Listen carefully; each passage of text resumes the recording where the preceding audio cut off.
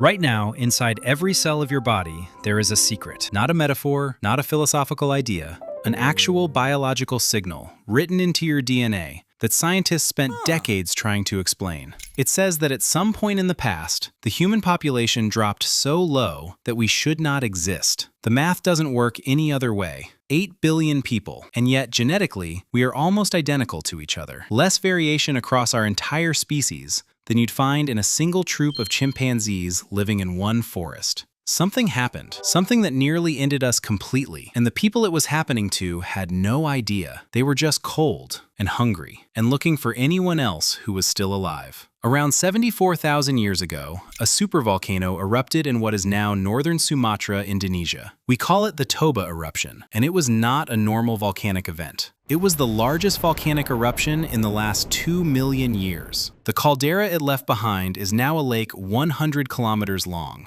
The ash it released covered South Asia in a layer up to 15 centimeters deep. It has been found as far away as East Africa. Sulfur dioxide was pumped into the upper atmosphere in quantities large enough to block sunlight across the entire planet. What followed is known as a volcanic winter. Global temperatures dropped somewhere between 3 and 5 degrees Celsius almost overnight. In some regions, estimates go higher. Photosynthesis slowed, plants died. The animals that ate those plants died. The animals that ate those animals died. The food chain collapsed from the bottom up, continent by continent, for years. And somewhere in that collapse, something happened to us. In 1998, geneticist Lynn Jablonski published research pointing to something strange buried inside human DNA. When scientists compare the genetic diversity of modern humans to that of other species, the numbers don't add up. Chimpanzees, our closest living relatives, have roughly 3 times more genetic diversity than we do. Gorillas have more. Even fruit flies have more. For a species that has been on Earth for 300,000 years and now numbers 8 billion, we are genetically almost identical to each other.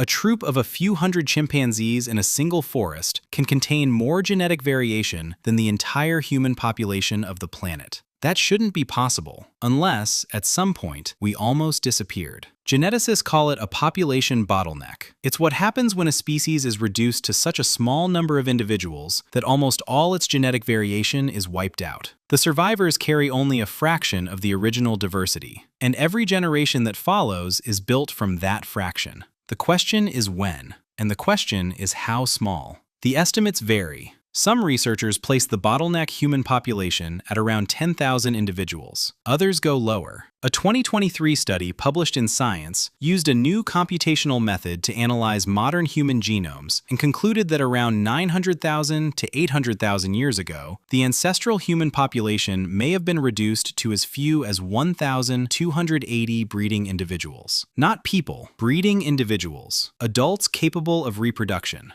That is smaller than most high schools. For comparison, there are currently more tigers on Earth than that, more mountain gorillas than that number would have represented of us. But whatever the exact figure, the genetic signal is clear. At some point in our past, we came very close to the edge, and we didn't know it. The people alive during that collapse had no idea they were living through an extinction event. They were just trying to eat, just trying to stay warm, just trying to find anyone else who was still there. Now here's where the science gets complicated and honest. The Toba catastrophe theory, the idea that the eruption specifically caused the bottleneck, is debated vigorously. Some archaeologists point out that human sites in South Africa show continuous occupation right through the Toba ash layer, suggesting that at least some populations survived the eruption without total collapse. Others argue the bottleneck happened too early or too late to be pinned on Toba specifically. What is not debated is the genetic signal itself. The near extinction happened. The disagreement is only about what caused it. But set the cause aside for a moment. Focus on what the bottleneck means. If the lowest estimates are right, if the breeding population of our entire species fell to a few thousand people, then everyone alive today descended from a group smaller than the average crowd at a local football match. Every language ever spoken,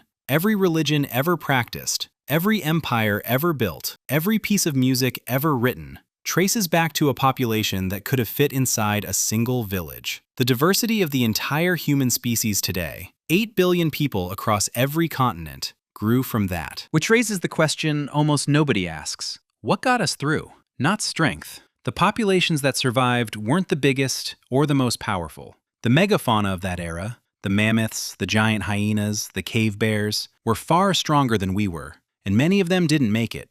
Not isolation. The populations most likely to survive a global climate collapse were the ones with the broadest networks, the ones who could find each other, trade resources, share information across distance. There is a hypothesis, proposed by anthropologist Stanley Ambrose, that the survivors were specifically the populations already living near coastlines in Africa. The ocean buffered the temperature drop. Marine food sources remained relatively stable when inland ecosystems collapsed. The people who had learned to eat from the sea had something to eat when everything else was gone. And they had fire, and story, and each other. There's something uncomfortable in this that's worth sitting with. The genetic near extinction didn't make us weaker. It may have made us stranger. When a population crashes and then recovers, the traits that survive are the traits of the people who made it through, the ones who were most cooperative, the ones who formed the tightest bonds, the ones who could sustain trust across long distances in a world that was trying to kill them.